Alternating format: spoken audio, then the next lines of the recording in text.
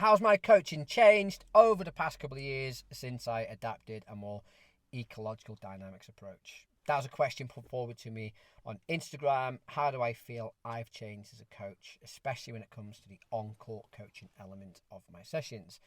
And I've, as always, spent a couple of days sort of thinking, reflecting, and mulling it over. And I've talked about this a little bit before.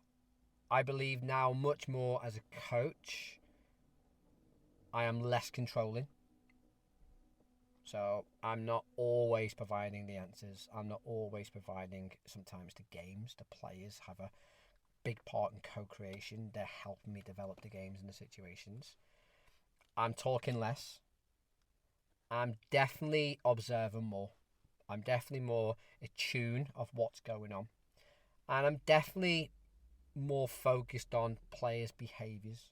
How players interact with games, how players interact with situations, how players interact with environments. I'm really looking deeper than what I would probably say now is a superficial level of coaching, where I'll just look at the outcome of the ball. I'll look at the outcome of the ball and then I'll try and work out, okay, what made that happen? And it'll be tactical, technical. Now I'm looking at, okay, why is the player behaving in that way, in that moment, at that time? What's their self-state like? What's helping him or what's making him or what's influencing him to make certain decisions?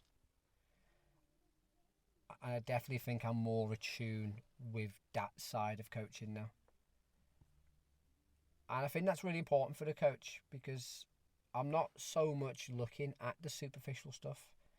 I'm definitely looking at stats as much as I used to. I used to really be quite heavy in stats and look at sort of heat maps and spider diagrams and stuff like that, and momentum charts, which kind of ties into behaviour. But I'm looking more not at the outcome. I'm looking, okay, what's really influencing the outcome? What's going on with the player?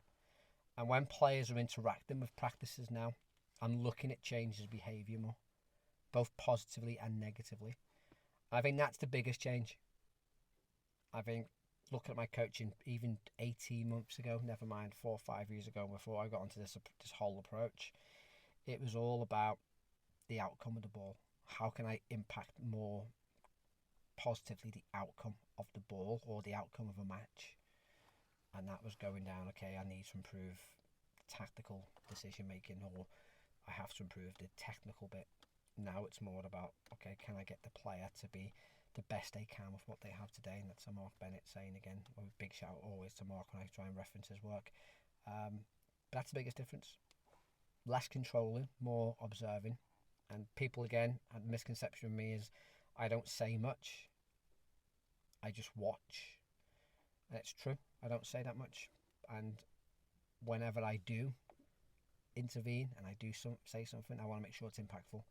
I want to make sure it really makes a difference. I'm not trying to appease parents, not trying to appease head coaches. Like, if I say something, then there's a real reason, there's a real intention of what I say, and I try and bring some impact to it.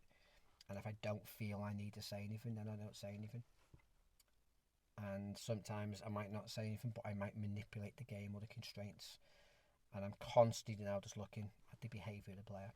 Great question, as always. If you have any questions for me, leave them over at My Tennis Coaching. Until tomorrow, check out mytenniscoaching.com. And yeah, hope you enjoy these videos, and I'll speak to you soon.